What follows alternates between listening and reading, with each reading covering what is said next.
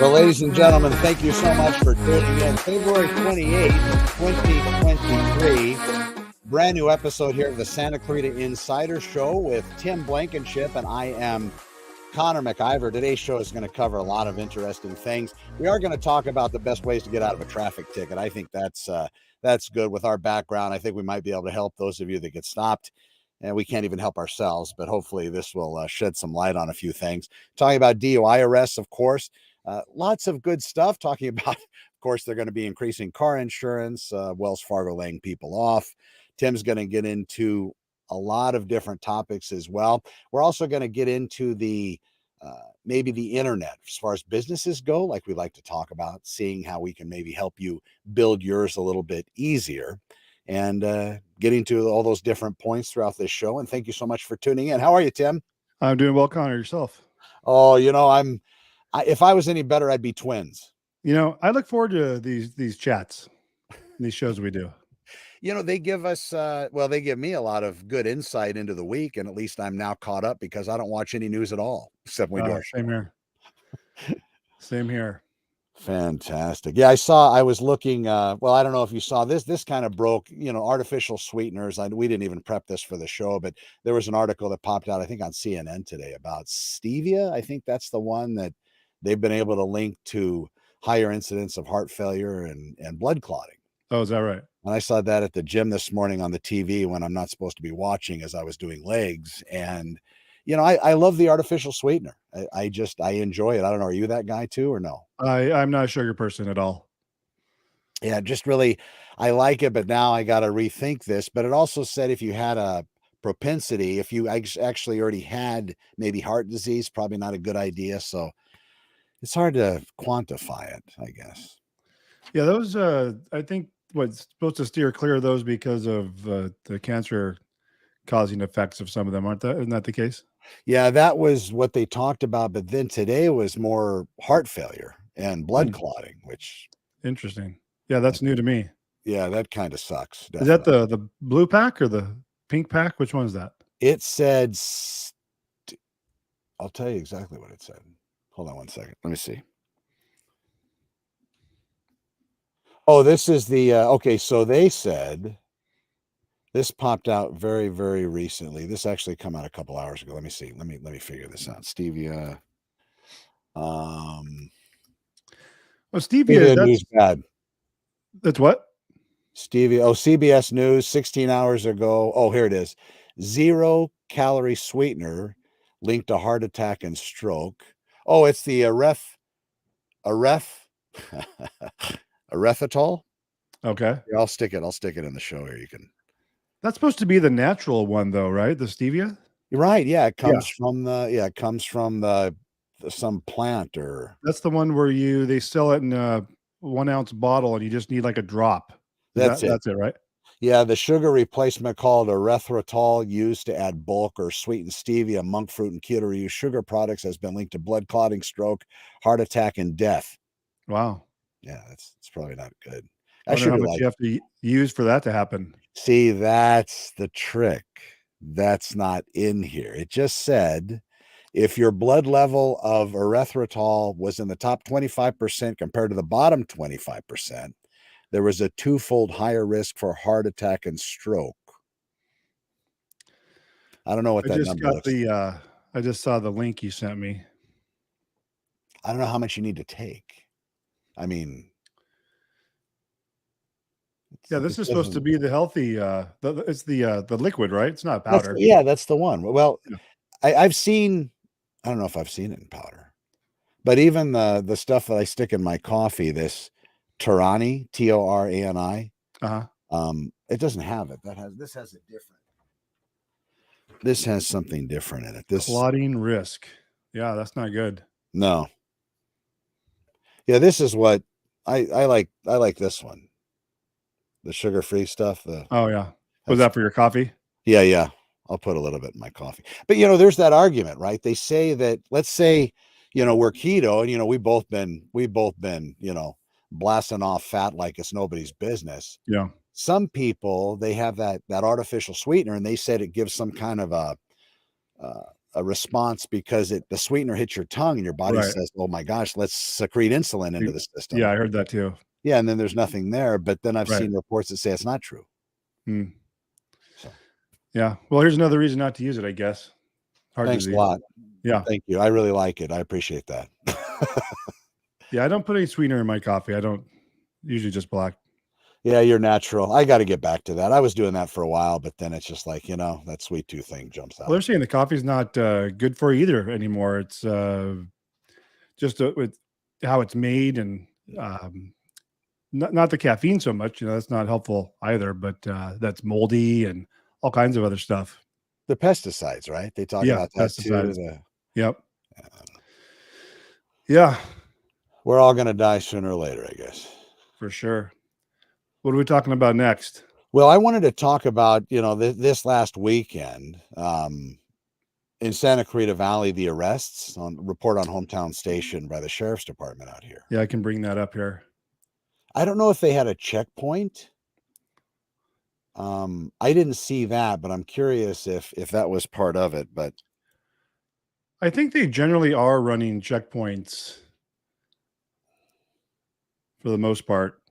You remember running those back in the PD days. We would have a chase team of motors out there sitting kind of at either end of it, just in case people wanted to escape the checkpoint and bust out of the cones. Yeah. I didn't work too many of the checkpoints like that. What we would do, because we were just on regular patrol, is, usually working morning watch, we'd just post up at the bars, around 1 o'clock, 1:30, and just wait for people to walk out into their car and, grab those guys. And they're always good for a couple hours of overtime. Yep, very true. Yeah. The liquor stores were also real good. Where was I yesterday? I was at a Starbucks in the same parking lot of a liquor store. And boy, it was just reminiscent of working Deuce Watch back in the day, right? Yeah. Right when you get out of roll call, they're refilling. Guys that have been working all day, drinking all day at the job site, come to get more beer at the liquor store and stumbling out of their car, dropping their keys, walking inside, buying another 24-pack of beer. Yeah. Yeah. I don't get the whole DUI, why people need to drink and drive these days with Uber and Lyft and all that. Just, there's really no reason for it. Plus, going out and drinking is expensive. God almighty. You're right. Yeah. You can go to one of the local, Mexican restaurants out here. And I've done it both ways, with the drinking, it's like $180 for two people. And without the drinking, it's $50. Yeah. And I mean, It's not even a lot of drinks, and it's not even top shelf stuff. It's, bottom shelf tequila. Enjoy. Well, I tell my kids and they're good. They don't drink when they go out and so forth. But I've told them, look, you can have one beer, have 0.01, the most minimal amount of alcohol in your blood. An accident can be created by the other person that you get involved in. So it's not your fault technically, right? Someone else runs a light, hits you, or whatever the case might be, and you'll still go to jail for DUI because, right? So yeah, you're just not the primary collision factor. You're not the reason. Exactly. So if anybody gets hurt, it's not your felony. It's the other cat's felony. Exactly. But yeah, you still go to jail. Yeah, minding your own business, doing everything right, you get rear-ended. Done. Yeah. People don't realize it, I guess. We got someone in the chat here. Let's see if I can share this. It says, "Keep up the great work, guys. One of my favorite motors and a great P2." Must be talking about you. Hey, you were there with me. Maybe not the motor thing, but that's nice of them. Very good. So, well, thanks for the comment. No, yeah, thank you very much. Yeah. So you were talking how to get tickets. Yeah, I thought that was funny. I don't know. Whenever, working motors and doing traffic enforcement, the number, it depended on kind of what watch you worked. Everybody said, oh, there's a quota. And, it really kind of came down to, I guess that was proven. I guess there was a lawsuit out of West Traffic, I think, regarding a quota. And I guess the officers won that. But the way they did it before that was proven was more, they looked at your recap and they said, okay, well, Connor, you wrote 10 tickets on average a day, but everybody else on the watch wrote 20 a day. What's the problem? So that's kind of how they did that. But I remember, I don't know about you, but anybody that admitted it when I stopped them, I didn't write them. That was because that was just so rare. Everybody, You would do what? You would say you'd lie to them? I would not write them. Oh, write them. If they admitted it, if they said, officer, so sorry about this, just in a hurry, I just wouldn't write them, because Right. everybody else, I mean, 99.9% of the folks, they're just, what are you stopping me for? I didn't do it. That's Yeah. impossible. I wasn't Yeah. going that fast, You just guaranteed yourself a ticket. Yeah, that seemed to kind of be a rule of thumb, and I think a lot of guys kind of think that way. I guess the best way to get out is, I mean, you got to think back. These lasers now are shooting more than half a mile away. So by the time you see the cop and the motor sitting up Yeah, on the you're side of done. the road, yeah, Yeah, you're done. they got you, Yeah. 4,000 feet before you Yeah. even got there. Well, Got a now, I lot of mean, people. we've been out for what, 10, 12 years. The technology, it's just always running, right? You don't have to Mhm. run a gun anymore. It's always on, running Yeah. plates and Oh speed yeah. and all that, right? Yeah, and they have the plate identifiers too for stolen Yeah. vehicles. Just, yeah, that's we got one of those. I don't know if you remember, up in Foothill, they had one of those cars. And it was almost the point they had to retire the car. It was so busy. Stolen Yeah. vehicle, stolen vehicle, stolen Right. vehicle. Right. It was just too much. So it was like, let's put the car away. Yeah. Going back to the quota comment you said, I was just patrol, not working traffic, but they would rank you. I think, what did the captain say best? This is out of Devonshire. He said, "There's no quota. You can write as many tickets as you want." So that's how he that's how he phrased it. But so they'd say there's no quota, but they would. I don't know if they did this in traffic. They would. It would be posted, at the end of the DP or the week, how many tickets by officer was Oh, written, right? So you'd see interesting. who was at the top, who was at the bottoms. So it was definitely critical to them, obviously. So they were trying. Do you think that made the guys or girls or cops want to work more, write more tickets, or did they even care? You kind of, I lost you a little bit there. What was that? No, I was curious if them, making the recap public for the number of citations per officer, if that made people want to write more tickets, or did you see that effect at all? I think it was pressuring the folks at the bottom of the list to write more tickets. Yeah. He must have read that Henry Ford thing where Ford walked in and put a number on the floor, and everybody said, "What is that?" in the factory. And the guy said, "Well, that's what how many cars the Oh, night yeah, I people remember made." that. Yeah. Yeah. Yeah. Yeah. Good. So now the day watch, did even more. So Yeah. clever, clever. Yeah. So your advice for getting a ticket is just, was that Yeah, correct? just be completely upfront and honest. I mean, if you have a strategy, also understand that everything's being recorded. So it depends on your own strategy. If you're going to, if you really didn't do it, I mean, and that's possible, right? You really didn't do it, then never give up the ghost, never admit your guilt, be very curt in your answering. And if they say, I got you at 50 and a 35, and for a fact all day long you've never exceeded 35 miles an hour, then it could be the potentiality that another vehicle was passing you that looked very similar to yours at the same time. Maybe the officer looked away at the moment to clear traffic to now come after you, and in doing so picked you up instead of the other vehicle, the actual violator that he observes going that fast. I guess that will increase a little bit of that reasonable doubt, Sure. and that's a good way. Another recommendation I'd have is always do the what's that thing called, the trial by declaration first. And if it still works the same way, you get a couple bites at that apple. So if you request a trial by declaration and you write out uh, reason why it wasn't you speeding, or that you weren't speeding, or whatever the violation is, if there's enough in there that the judge looks at it, and even a lot of the times the officers won't respond. Well, at least back in the day, that wasn't a big deal, because we would also have to write out our narrative.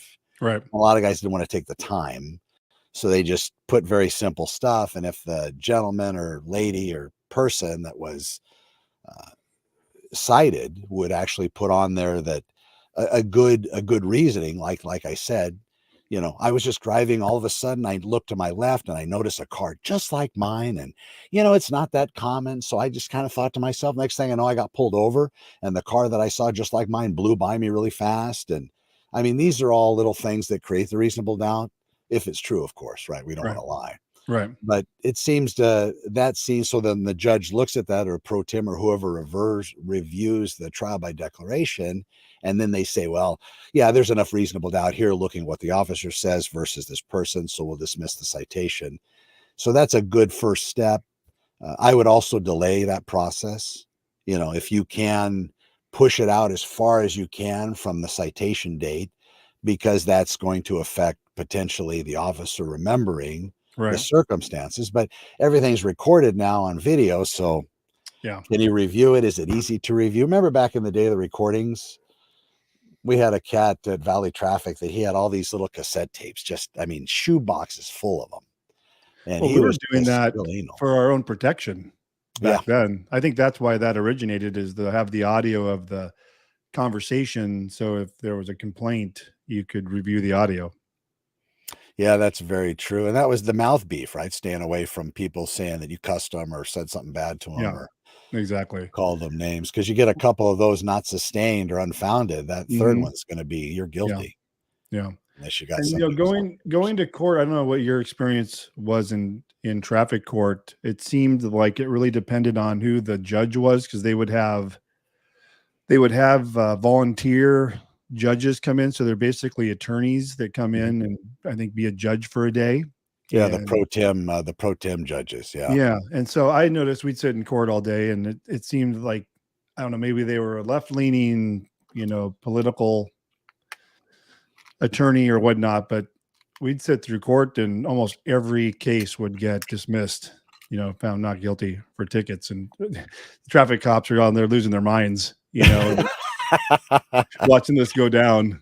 Right. Oh my God, another one. That was so easy. Yeah. And Yeah. especially when you had, yeah, oh, yeah, no, but you know what? I never took it that serious. No. I mean, it was a job. Write the ticket. If they get into court, I do the best I can. If they find him not guilty and I believe Yeah. I Big deal. really should have won, Yeah.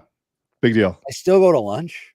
Yeah. I still go home. It's no problem. Yeah. I never, but some guys, well, oh my God, they took it so personal. We had a cop at Valley Traffic almost booked for contempt of court because he lost his mind when they found the first ticket ever out of 10,500. He was that Uh-huh. guy that would go up there and say, Your Honor, to date, I've written 10,542 speeding violations. Just this is one of those guys. Uh-huh. And the judge, one of the type you're talking about, this cat goes up there and makes his case. Wasn't great, but the guy looked like he worked hard. He had his work shirt on, like from a gas station, Yeah. and he had an accent and younger kid. I was kind of impressed. It's intimidating.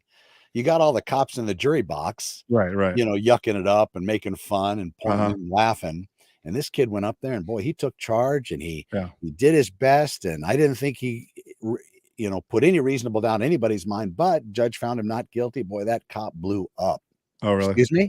Excuse me? Not guilty? How could you, officer, you say one more word, you're in contempt of court. He said, this is bullshit. And that held him in contempt. Sorry for the swearing. We'll delete that. That's funny. But yeah, so he lost his mind and they had to Yeah. call supervisors, the captain, and he actually pissed off the captain by writing another captain a ticket like a week before. So man, that all just comes around. I can give you a how not to get out of a ticket. So when I worked Devonshire, my wife worked in Devonshire. Okay. Not as a cop, but where her employment was there. So she had to commute in from Santa Clarita every day. And one day I get a call and she says, "Oh, I just got pulled over. Do you know Officer so and so?" And I said, "Yeah, works here." You're right. At Devonshire. And she goes, "Oh, can you talk to him?" I said, "What's going on?" "Well, he just left and he wrote me a ticket." I'm like, "Okay, so you don't call me after the fact, But she didn't say anything. You know how everyone names drops these days. Sure. But yeah, it was just so when your wife gets a ticket and then the division you work in from a cop, it's kind of funny. Everyone gets it. Yeah, sooner or later, right? It always happens. Yeah. Kids of, wives of, husbands of. Yeah, it's tough. It might have been my fault too, because we were working and we were working clear at the time, so we kind of get to roam around, do what we want. And if we saw family members, we'd light them up just to mess with them. And Sure. I think she started to think it wasn't for real when she was getting pulled over, because we're always pulling her over. Right. Playing around. Yeah. Yeah, exactly. So you've heard the rumor. So tell me about this car insurance thing, which is kind of a good segue from the citation thing. Yeah, right. So this article, which one is this here?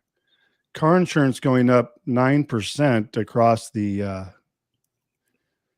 US. I think it said 45 states will see increases of up to 9%. I was telling you, I noticed I have Geico, and ours went up $200 for no other reason than they were allowed to raise the rates. Nothing changed with us as far as our driving, our mileage. There's been no tickets. This is just a straight up increase, because they could. And so I don't know what this pays for. I think in my mind, they remember during COVID, everyone was contacting their insurance companies because they weren't driving. All right. Right. So they were getting these reduced rates because their mileage is under 6,000 instead of 12,000 or what have you. Right. So I think that they just kind of lost some of their profitability during that time, and this is their way to grab that back. Because this is like inflation. They get once this is up, this will never go back down. It's like when prices rise on goods that we buy, or I forget what they call it, is when they just reduce the amount in the package but keep the price, right? Or do both. They reduce the benefits or the deductibles or something. Yeah.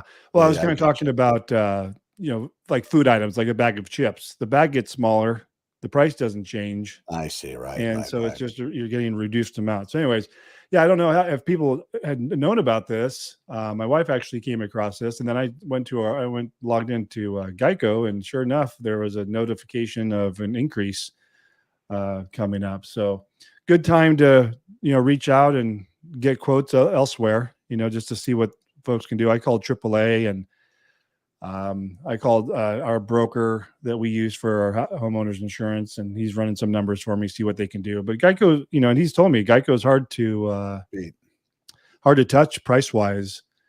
I think a lot of it has to do is because we're still covering 2 adult children that are under 26. So I think that was his comment, that it's when there's kids on the plan, it's hard to beat Geico in many cases. How about that insurance for the military?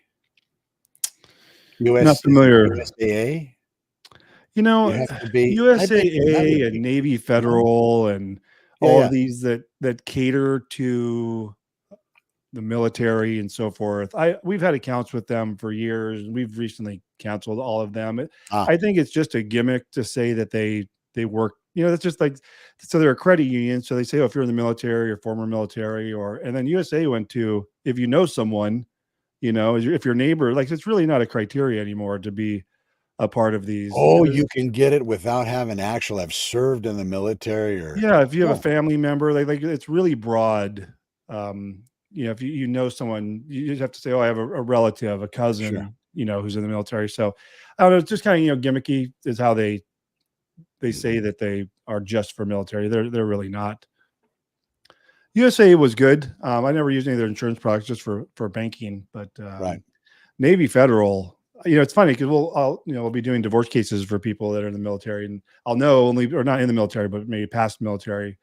And they'll have I'll know because they'll have a USA account or a Navy Federal account, but they just, they have some good programs. They have good rates many times on CDs and other financial products, and maybe interest rates on loans and so forth. But other than that, their technology is not like, say, with like a Chase Bank. The technology really isn't there. Some of these credit unions, especially like online banking and so forth. But yeah, I mean, we're happy with Geico. We know you never need them. We don't, fortunately, just pay our $4,000 a year or whatever it is, and they jack up the rates. Mercury, I guess Mercury is probably a pretty good deal too. I don't know if you look. That's actually who our homeowners is through Mercury, because I can't remember who we had, but we got dropped. Our homeowners insurance got dropped because we are near a hillside, and when I say near, it's 2 streets away. So, but apparently can't remember who it was. They were just getting out of the homeowners policy business, and this was their way of getting out of it. But our homeowners is with Geico, or not Geico, but Mercury. Mhm. So yeah, that's who he's going to try, and the broker we contacted. We should get him on the show just to talk about this. I didn't think to reach out to him. That's a good idea. Yeah, about this, because he could obviously talk greater lengths about this. But sure.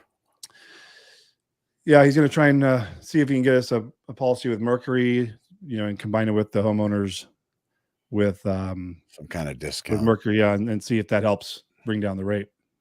Yeah, there's, in with that out here in Santa Clarita, and I don't know if it's affected the rest of Southern California, but a lot of the areas with their different insurances offered by the homeowners associations, those have gone up incredibly, where they're now, and I think we talked about this just to hit on a little bit in a prior show, but there were in excess of $300 and $400 more a month that was voted on and approved. So now, I mean, you're living in a place, and now all of a sudden $400 a month more. It costs per homeowners. Yeah, per homeowner. Just remarkable the way that, and this is because now the companies that are choosing to stay in California, provide insurance, are becoming less and less.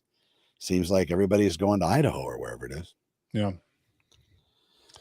Yeah, we live in North Park, and I think we have one of the lowest, and you can tell me if you think this is the lowest. It was, I want to say it was like $41 for 20 years. And then in the last 2 years, we've had 2 hikes, $5 or $10. I mean, total. Sure. But if you add, I think we have 900 homes, you add that times $10, you do the math, it's pretty substantial what that brings into the homeowners association as far as what they can do. But as far as communities in Santa Clarita, North Park, is it looks the same. They're doing a good job of keeping it looking the same. Sure.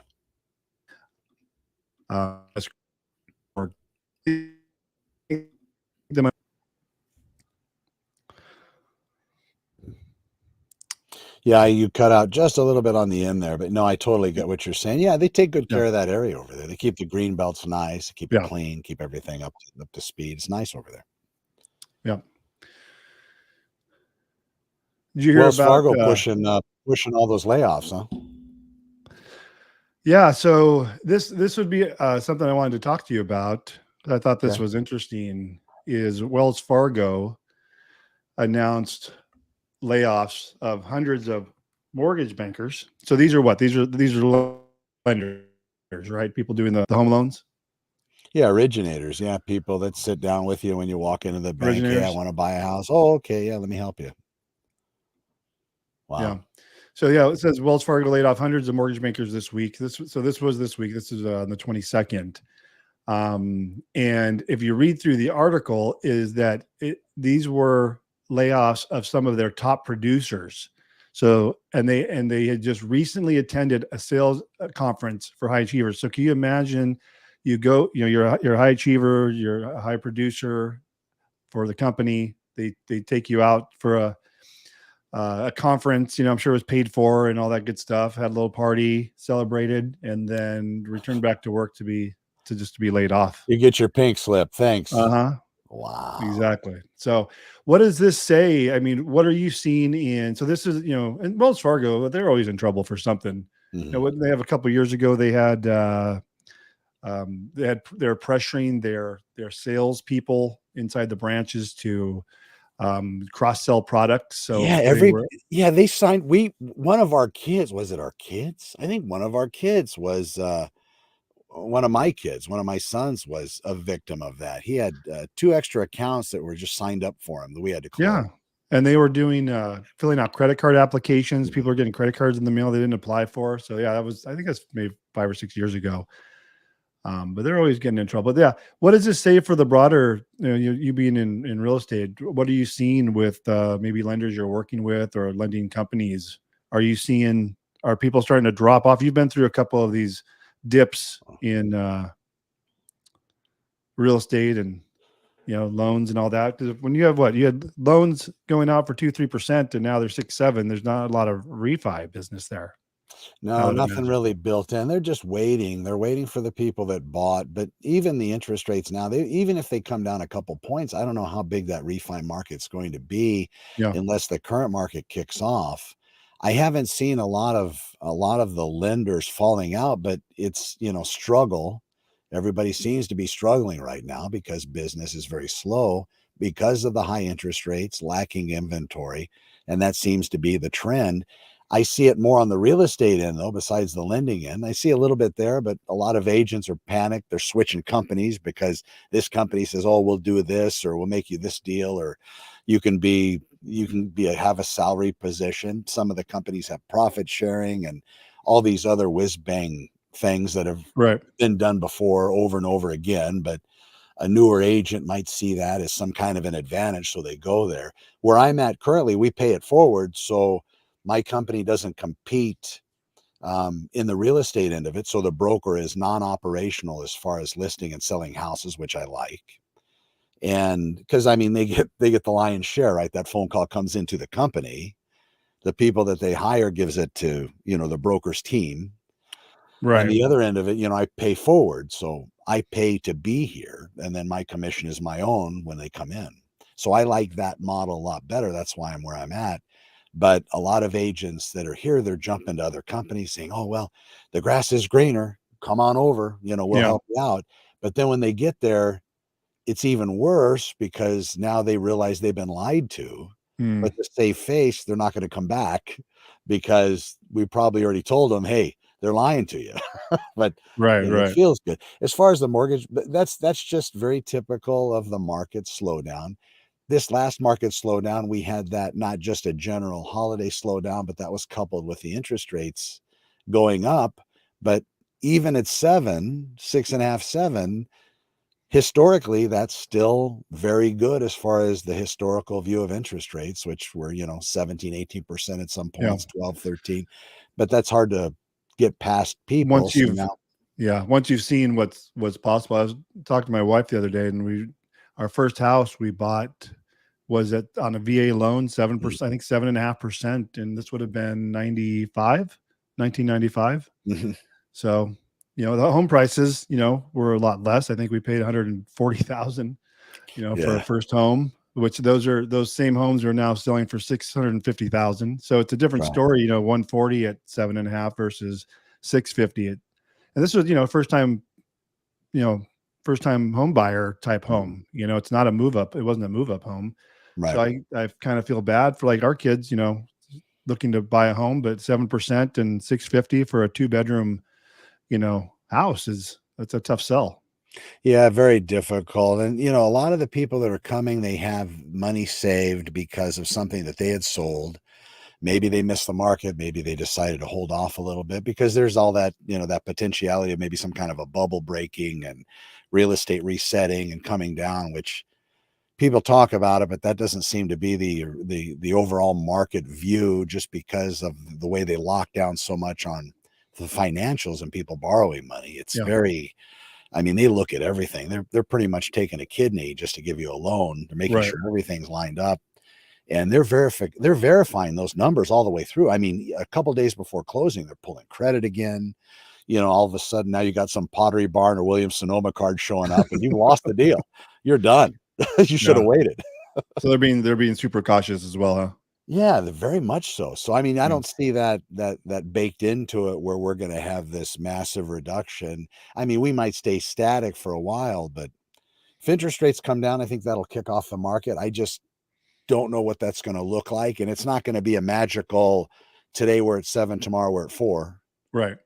It'll trickle. I think it'll take time. Plus elections, right? We got that coming up, so everybody wants to, to $25 an hour in California. Did that get approved? Did you hear that? I'm sorry to jump into I did that. not. The 15's been in place for a while, hasn't it? God, somebody said $25 an hour. And exactly what happened, that what they said would happen has happened already. That just the cost of, we don't eat fast food, but my son, he's in college, right? So he'll Right. just hit, and he uses our credit card. So I'll see a charge for $20 at McDonald's, and I'll say, well, who did you take to lunch with you? And he's like, no, that's what a meal costs, at McDonald's now. It's 15, $17. It's gone up. So it's just Wow.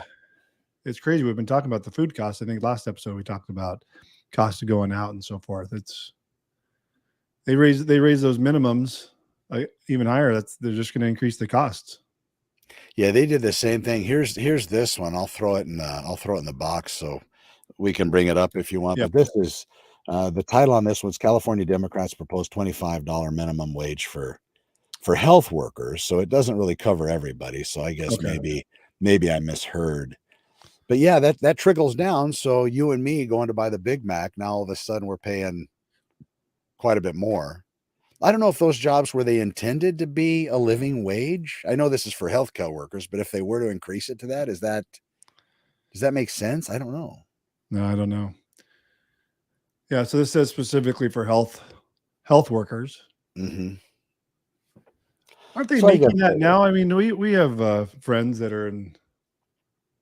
I guess what qualifies as a healthcare worker? Are we talking nurses? Nurses make more than that. A distribution technician at Centinela Hospital, $21.17 an hour, restocking supplies on every floor. He needs to take additional work though to support his wife and daughter. I guess that's one of them. So somebody that restocks hospital stuff. Yeah, it's a whole nother world from where we are. But yeah, they're talking because it's $15.50 minimum right now. So they're talking about jumping that up 10. Is that maxed out, or is that still gonna? Is there more increases on that? Do you know? I don't know.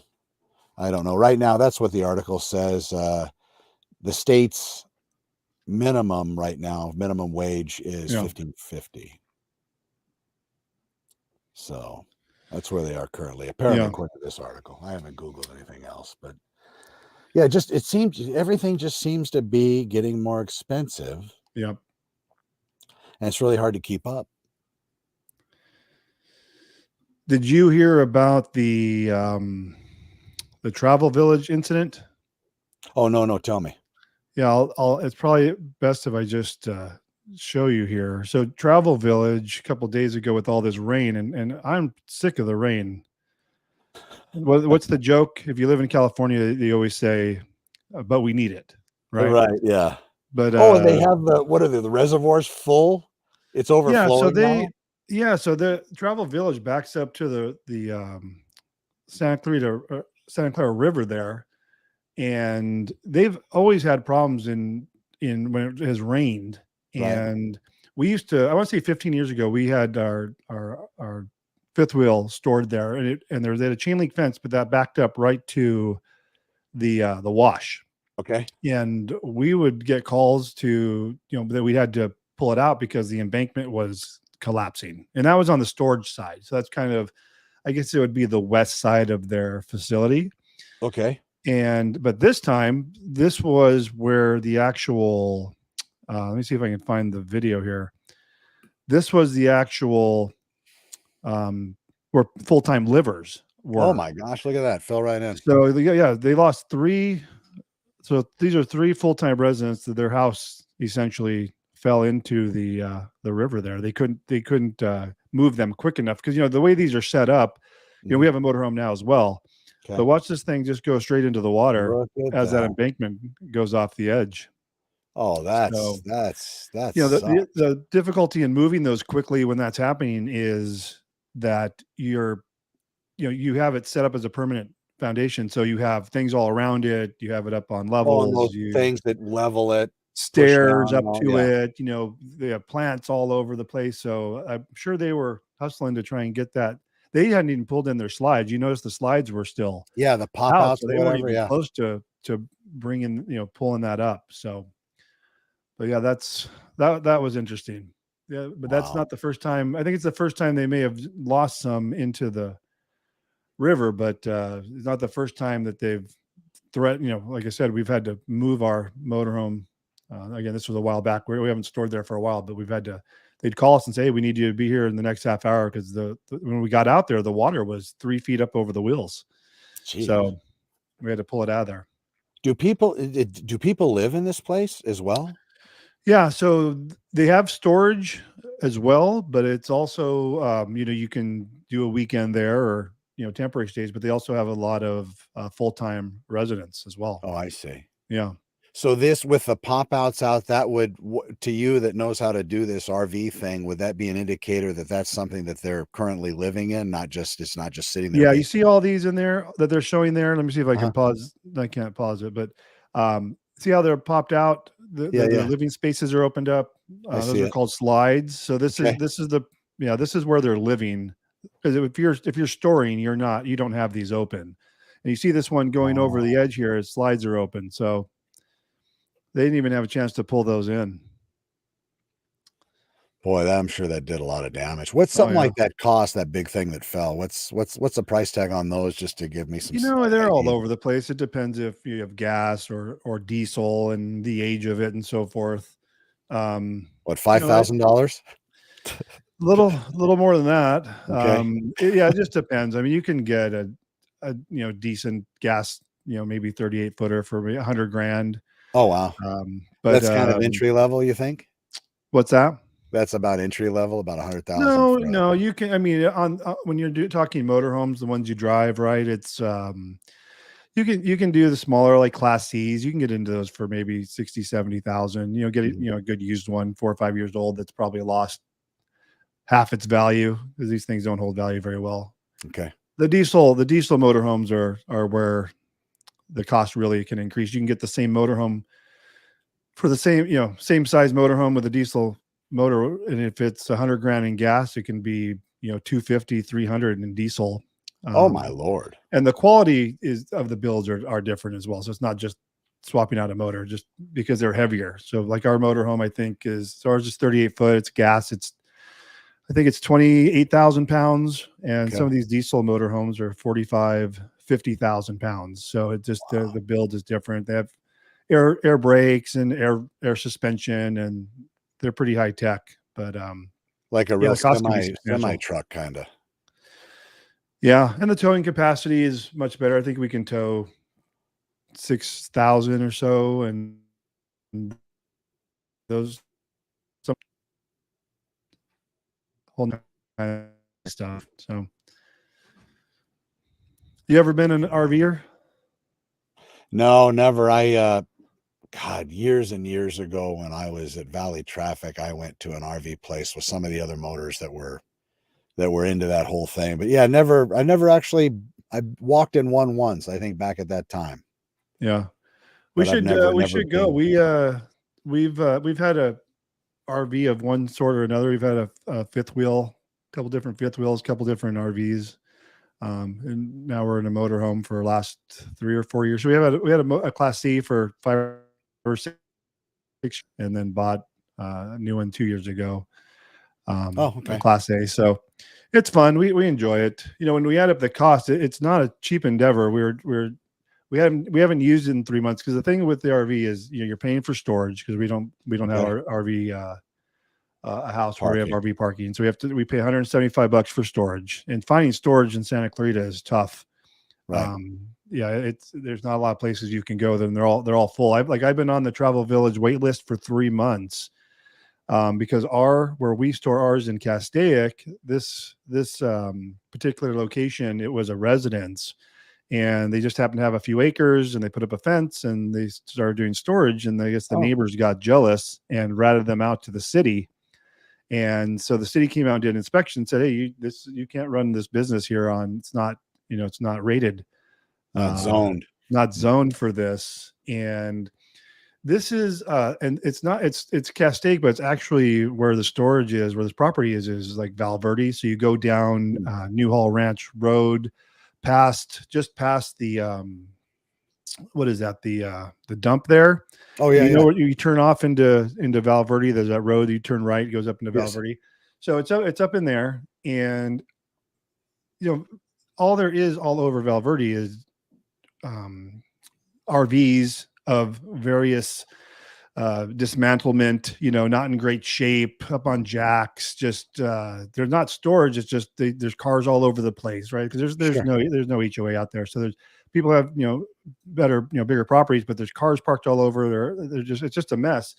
So the owner, when they called and said, hey, we need everyone to move out, the city came out, is just this is, I think, just neighbors, being jealous that they turned this into a viable business, because there's probably 40 RVs paying $175 a month on this guy's Oh land. my It was gosh, just they did pretty good. good Yeah. money, right? So yeah, they're obviously frustrated. And when they texted me and say, hey, you have to give you like a notice that you need to find a new place. And I said, you know what? I was afraid that would happen at some point. Almost too good to be the true. Is neighbors that a ratted good them price? out. What's that? Was that a good price for storage? No, I mean, it's the going rate. Oh. That's about what you're going to see. It keeps going up, and they usually charge you by the size. If you have a bigger space. When we had our other motorhome, it was 24 feet, and we had it stored. You know where LA Fitness is? Oh yeah, behind that whole place. Behind Yeah, there, yeah. yeah. So we didn't know that they were leasing from, I think it's the gas company that's there now. Interesting. Yeah, Or it looks like a DWP. power plant back there, right? Yeah, so that was all. They must have had 250 motorhomes, RVs back there, and then that was probably 8 years ago that we got a notice that they were no longer going to lease them that land, and because you can see now there's spools and they got trucks and but yeah, so and that just flooded the market where people needed to find RV place. And then there was a place called Kennedy right off the 5 freeway, kind of north of Magic Mountain, and he expanded and then closed. So there's just really nowhere to go. So finding a home with RV parking, there's not a lot out here unless you're in this kind of the Saugus area, out of an HOA type area. But yeah, I think that's a premium.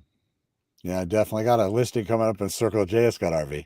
Oh yeah, what's that going for? $1 million what? Oh, it'll probably be $1 million, maybe a little bit better. Yeah, it's got a big enough lot. He might have people. It's a big enough lot. It's 3/4 of an acre. He might have people come out there and park their RVs. Yeah, there's folks back down San Francisco. No one's complained about them for years. They have RVs. We used to park down that way. Just these retired firemen and the son. They have 2 properties, front and back, and they both store RVs. But I think they keep it on the down low. It's kind of a referral only type deal. They don't market it. That might have been the downfall of this place in Val Verde, because they were advertising on Facebook that they had RV storage. So yeah, that greed can catch you sometimes. Yeah, and they didn't hear anything about San Francisco on this show. What's that? No mention of San Francisco on this show. Yeah, right. Never heard of it. What does that mean? Yeah, exactly. And it's not in your face either. Those ones, they're if you drove by, you wouldn't never see it. It's back tucked away. Maybe I don't know, 250 yards off the road. So. Oh yeah, that's way. Plus, people are doing 90 miles an hour on San Francisco anyways. They're not looking over their shoulder. They're just worried about passing the person in front of them. Right. Exactly. Yeah, it's very frustrating too, especially when you don't have a car that goes that fast. Right. Behind you. Yeah, it's very exactly. You got anything on the divorce front? What I wanted to talk about today was, because last week I talked about the scams, right? Like divorce scams. And this week I wanted to talk about online divorce services. Oh yeah, good. I like that. So just there's a ton of them. $39 up to $500, but it's completely online. You do it yourself. It's an auto format. You're not talking to anybody. No one's doing the paperwork.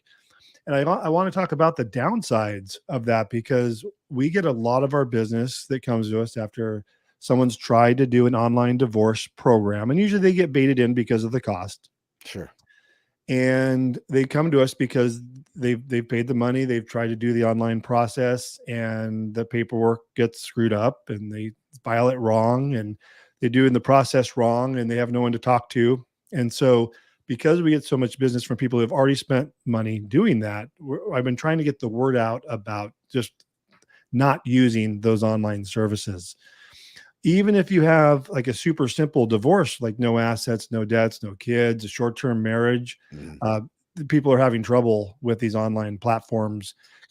Keep in mind, it's just what ends up on the form is what you feed into their algorithm, not their algorithm, but it's you're filling out their software that then auto populates the form. So if you misspell something or you do something wrong or put the wrong information in, that's just getting transcribed directly to your paperwork, and no one's reviewing that prior to you filing it. There's no one there to help you understand the filing process, the serving process, and all of that. And recently, I'm going to do on my podcast, I'm going to do a video that's kind of reviewing these online platforms, because we're now seeing them where they're setting folks up for failure, and they're very highly priced. So while you have the $39 and $99, I mean, there's hundreds of these online platforms.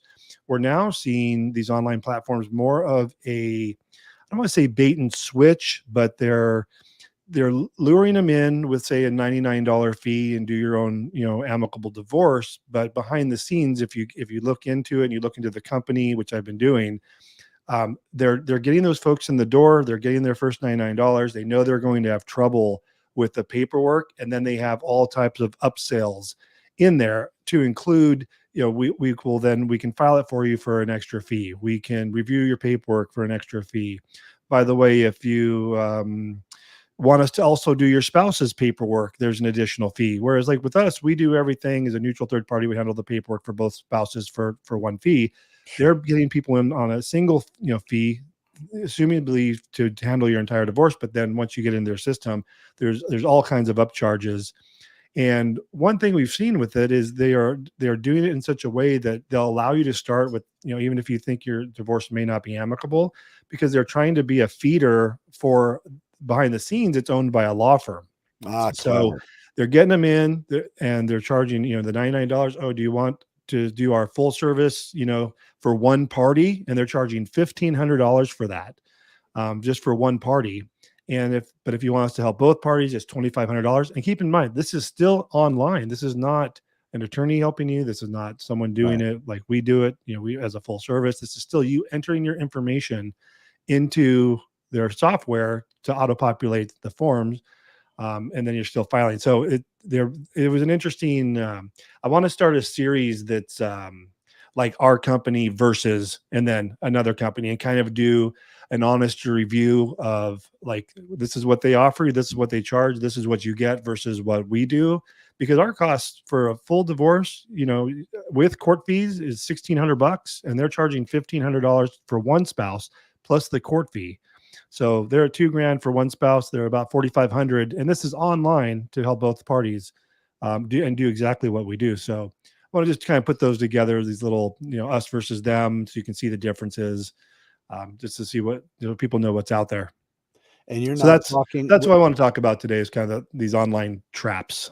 And with those companies, to even speak with somebody, is that some kind of an add-on fee, or do you even you have to? Yeah, so it's an add-on, and so for like this one particular company I'm talking about, they bait you in online. If you do their version of the full service, you're still doing all the forms yourself, but then they will do the filing and they'll review them. But you're at $3,500. It was $2,500 to work with both spouses plus 2 court fees. Then if it becomes contested, they said, well, you guys can retain, our law firm for that. So they're on their website. It says your divorce will never be more than $5,000. And this is for an online service. It's just bizarre. And, maybe they're successful, maybe they're not. And they just kind of hit the stage maybe 2 years ago, because I've kind of went back and saw the videos that they're putting up on YouTube. And so just about 2 years ago. So it's interesting how they're baiting people in, not in a criminal fashion, but just, I think it's setting them up for the need to use all of those other services. Yeah, they're painting that picture to elicit some kind of a decision they're going to be able to monetize, and they do it very cleverly, very slowly, gently.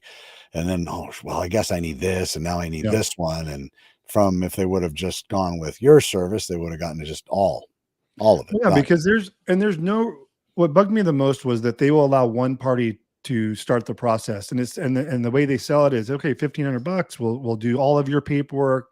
Your paperwork will be guaranteed approval with the court.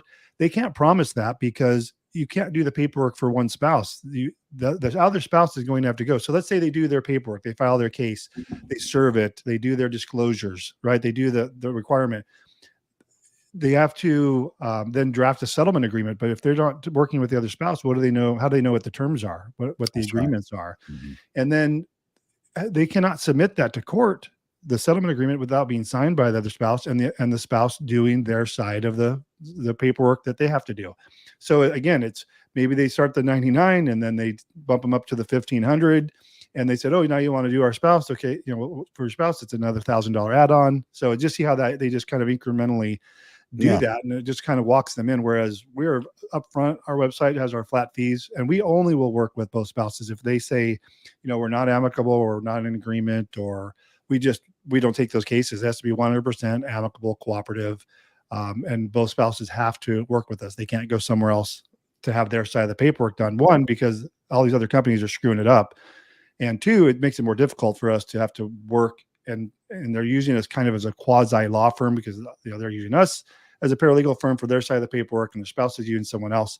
That's not required unless you're not amicable. So that's just kind of an automatic disqualifier in working with us. We're going to only work with clients who are working with both spouses. It's clever. They probably have it built in where it's really simple. You can just, they'll ask you, would you like us to charge the credit card on file? Oh yeah. Once it's already on file, right? And I'm sure they're getting a slew of automated emails, of just, hey, if you're having trouble, here's this upgrade, here's this other package. Yeah, no, I'm sure that's tragic. There's a lot of that online, those online games. And it's kind of, at least part of it, I'm wondering how many offshore companies or Odesk type companies that have built these platforms that aren't even really here or attached to anybody. Yeah. There's a report on that. A lot of them are from, like Ukraine and just these other countries. They're just software. I get hit up probably, I don't know, once a quarter from an online company who wants to have me white label their software. So they have, software X that I can, the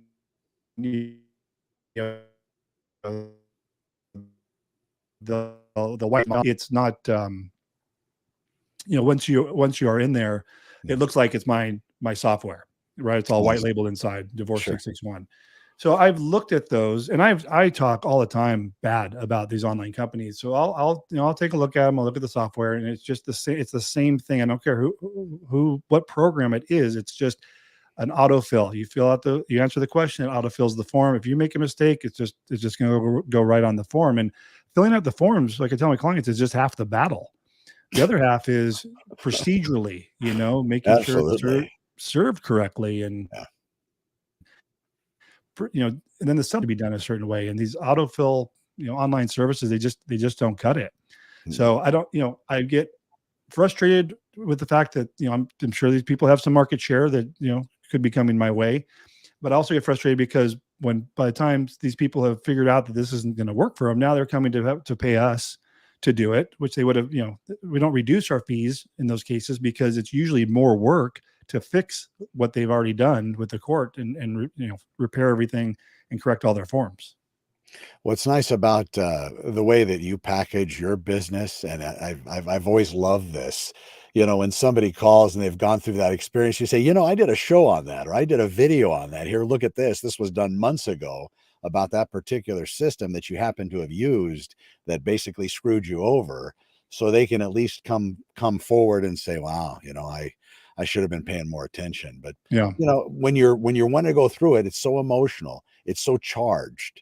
You just want to get away. You just want to have it finished. And when you have your other half that's kind of willing, or your other half that's kind of willing to do it amicably, you hear all the horror stories from everybody else. You kind of want to jump on it. And you just don't take that time. And it ends up costing more.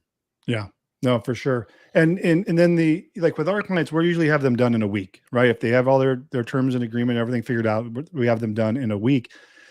A lot of these people that have gone through these online programs, or just trying to do the paperwork themselves, maybe by watching our YouTube videos or so forth, they're spending 8, 10, 12 months on their paperwork. We just had someone retain us last week trying to do their own divorce, fully amicable. And this happens all the time, but this is one of the most recent, fully amicable.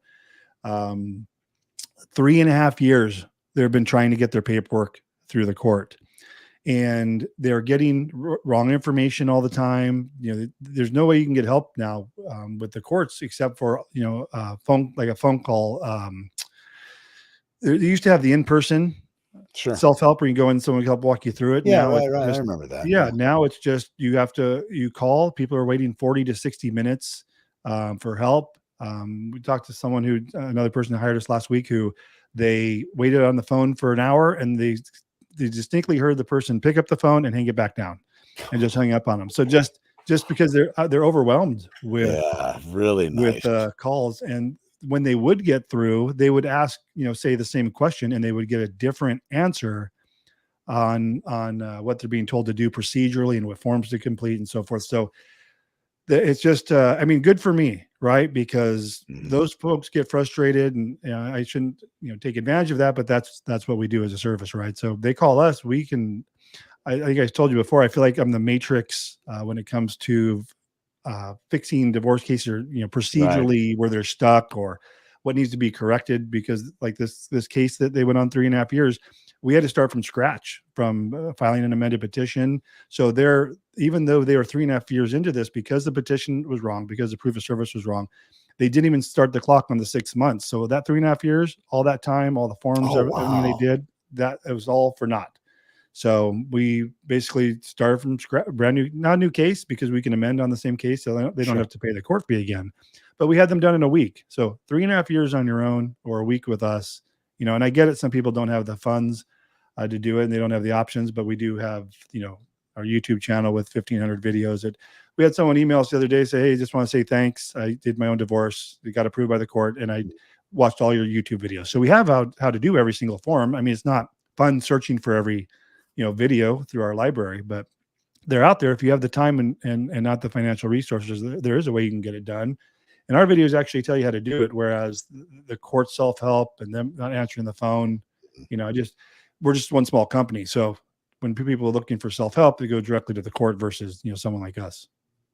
Yeah, you said it right. And maybe not so much the court, but there's a lot of companies out there just baiting people, just come in here, just real innocent, just fill this little thing out. And then all of a sudden, it's hard to get away from it. And plus, they take full advantage of you, which costs you more money than it would normally if you just went to somebody that was just did what they do. And that's you. It's good. Yeah. Yeah. What did you have for us on the real estate front?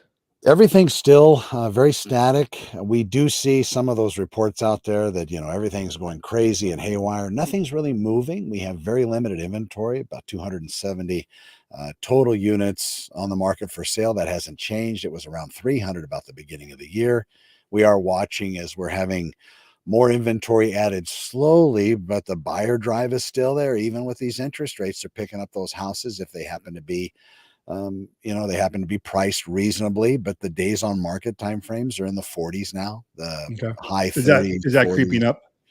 Yeah, it seems to be going a little bit more. But once whatever they solve, when the Fed starts talking more about the rates and we start getting some reductions there, I think it's going to spur the market to start moving a little bit faster. But I don't think we're going to see a repeat of 2021 or 2022 at all. Yeah.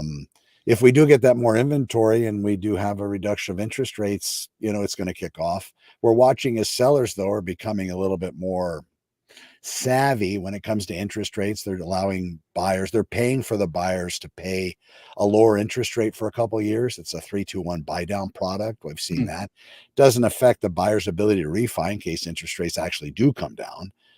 But at least gives them a couple of years of relief until it goes up to wherever they have that interest rate locked, somewhere in the high 6s or 7s. But all that's very FICO dependent, price dependent, lifestyle, the whole thing. You have to be run through the gamut. How does that 3-2-1 work?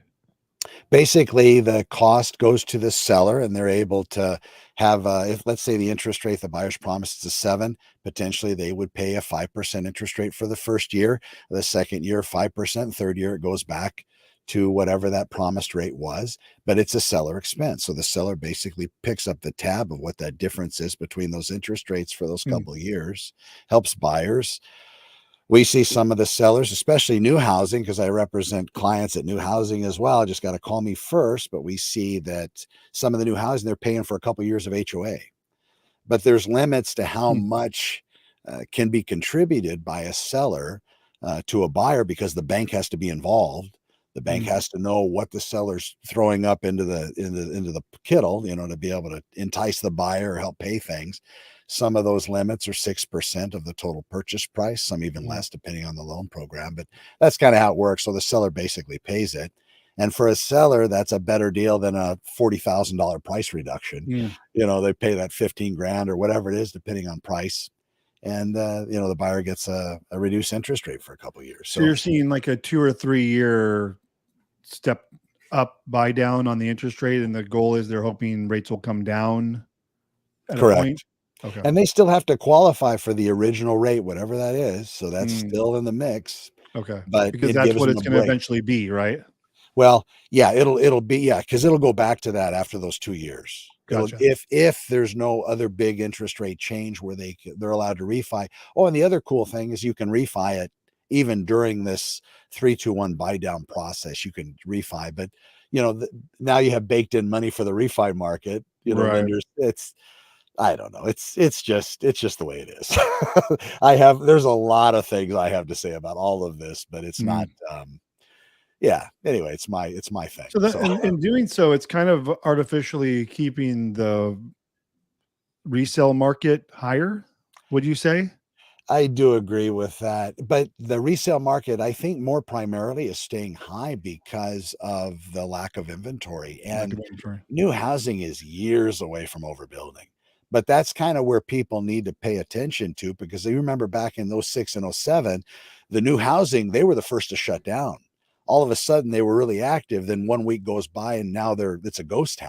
Yeah. And that was 6 months prior to that New Century Bank, I think it was, folding, claiming bankruptcy back in March of 06 or 07, whatever that was. That was when that was kind of the beginning of the end. And then from them, it was like a house of cards. Countrywide, sold a lot of their assets to Bank of America and Wells Fargo, and just it kept coming down to where 50%, I think, off of peak prices is where the bottom, and that was end of 2011, beginning of 2012. So if you had the suitcase full of money, that would have been the time, end of 2011, beginning of 2012, and now you would have been able to double any kind of real estate investment if you would have bought then. But I missed that boat. Yeah. You never know with the timing, huh? Boy, I'll tell you. Yeah, it all looks good on paper, but boy, then you're sitting there, gosh. It's not even funny. Lots of people had a lot of problems because they went out and bought that real estate at super high prices, tried to short sale multiple properties. Banks wouldn't allow it. They ended up just giving up on life, So there was a really bad, tragic end to some people, just couldn't handle it financially, and they took themselves out of life. It's tough.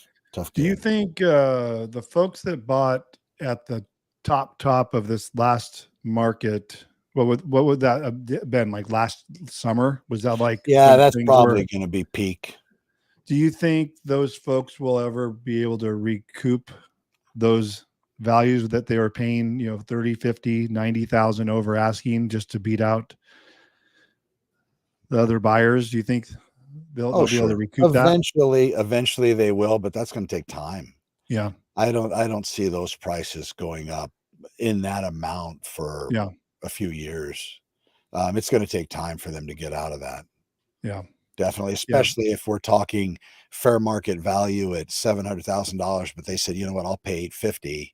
Yeah. $150,000 is a pretty big chunk to try to make up for just in a few years. And especially when we're kind of at the top peak, when we're above peak prices that we saw back in the heyday, back in 2005 and 2006. So we're quite a bit above that. But again, it's going to take them a few years. But again, when I talk to buyers, Tim, it's, you got to be good with this interest rate, even with a 3-2 buy down or all these other fancy little loan programs that are out there where sellers can help you buy down your rate just for a little while.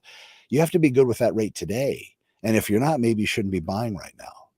I mean, there's a lot of other Yeah. benefits to home ownership as well. You get the mortgage interest deduction on your taxes if in fact you fit into that. So talk to your CPA, see where that works. But you got to know everything all in, your all in cost, and then weigh that in with what you rent for, lease for, if you can even find those anymore. And then, factor it out. But don't buy a house thinking that the interest rates are going to come down, because that's not guaranteed for anybody. Yeah. So. And that's the flip side of that is I told you last week, we have clients who are going through divorce who are electing to keep their home post divorce, for mostly because they're hoping that interest rates will come down, which will then boost the value of their home so they can sell it for a higher profit at some point in the future. So they're kind of making that bet you're saying not to do, hoping the interest rates will come down, that will ease, pricing, or not ease it, but bring pricing back up, so they can cash out more. And they're also, one of them staying in the house, or they're going to rent it out, but they're trying to, they're just going to meet on an annual basis to say, hey, is this what can we sell it for? Is this when we want to move, or and list it or not? So it just seems dicey to me. And I always tell our clients, like, it's cleaner to sell, right? It's cleaner just to have a total clean financial break. If you imagine being divorced and then still holding real estate together, and our clients are all amicable, so it's not like they're trying to kill each other in a typical contested divorce. Sure. They're able to do that and do what's in their best interest. But yeah, they're coming up with this. This isn't something I've suggested, and it's come up quite a bit over the last, I'd say, 6 months. Yeah, I think that it's always easier, especially when you have, even though it's amicable, you have that emotional component of the house. Maybe 100%. the interest rate's really low, maybe it's in the twos, maybe that is a good property to rent, but it's going to be a very personal decision as far as, is it going to make sense to still have this connection point with a spouse? That's a lot. And then you find somebody new, and the new person probably isn't going to like you having this kind of relationship besides kids. Now you have some financial investment into your ex. It's a tough one. It is much cleaner just to liquidate it all and start over. It is. But so much of, the other side of that is folks are trying to find a way to keep it. Mm-hmm. Rentals are good now. I mean, rentals, fantastic. Where the other have their interest rate, their mortgage payments, $2,500 for a house they bought 5, 6, 7 years ago. So maybe they paid, $400,000 or $500,000, and now it's worth, $9 million. But to pay that $2,500 is going to get you a 1-bedroom apartment out here. Yeah, very true. Right. So that's it. Or maybe a studio, a nice studio, but still a studio. Go close to the mall. Yeah. So it's a tough time to be, having to sell your house if you don't necessarily want to, and then rent, right? And then, or even rebuy, because you're going from lower interest rate, assumably, to a higher one. Yeah, we see most of the moves we're seeing really aren't local, from house to house, or step up movers, or even, people that are trying to, that have to step down, or, downsizing. We're seeing a lot of people going from here, Santa Clarita, to out of state. I had 3 calls this last week. We're already Tuesday. So this last week, people that are relocating from Santa Clarita, Idaho, and they're not at all concerned about the interest rate, because their money is going to go further there. Not as far as it would have 3 or 4 years ago, because they seem to be loaded with people from California going up north to Idaho and the Tennessee and Kentucky and these different states. Yeah. So that's kind of making for the locals there that are stuck at a particular, income because of the area, that's kind of putting pressure on them. So people from California aren't very well liked, it seems. Well, Idaho isn't the deal it was 4 or 5 years ago. The prices out there are in the 7 and 8s, right? I mean, That's right. And not for a 5,000 square foot home either. I mean, you're talking maybe 2,000 square feet. Well, you know it better than me. We looked for a while when everyone was looking, and we looked at Arizona and Florida and all the places people are moving, and it's just not the deal it was. There isn't homes in Arizona for 100,000 anymore. No. Nope. So All those markets are, more expensive. And I think if the studies were done, which I'm sure I've gotten a lot of feedback from my clients, it's just bigger economies, more money rich economies, people with bigger retirements going to those areas purchasing, creating that kind of a frenzy and getting those prices more yeah, inflated than they would typically be. And people now are completely stressed out on all ends of it, for sure. I'm surprised to hear that that's still a thing, that people are still moving out Yep, like they were. I'm going on a listing appointment today, and he said he's done with California. Mm. He's So there's done. always, there's always going to be that. Yeah. Yeah. Very Interesting. good. So our next show Hmm. is the 7th of March. Yep. That'll be good. We'll see if 8 o'clock. I know we're both working on a couple. Maybe the insurance guy. I also have a chef that I'd like to have come on, old friend of Okay. mine. You probably know him from the police department, but he's a chef and just fantastic, fantastic guy. I think that'd Okay. be a lot of fun to talk to. Sounds good. And it was good. Anything else? That's for your. Very good. Thank you, everybody, for tuning in. It's Connor MacIvor and Tim Blankenship. We appreciate you checking out Santa Clarita Insider. We'll be back next week with a lot of good information, talking about the local news, the entertainment world, and potentially have a guest. If you were interested in coming on the show, hit us up, and we will talk to you soon. Thank you so much for watching, and it is our pleasure. Be well. Talk to you later, Connor. See you, brother. Bye-bye.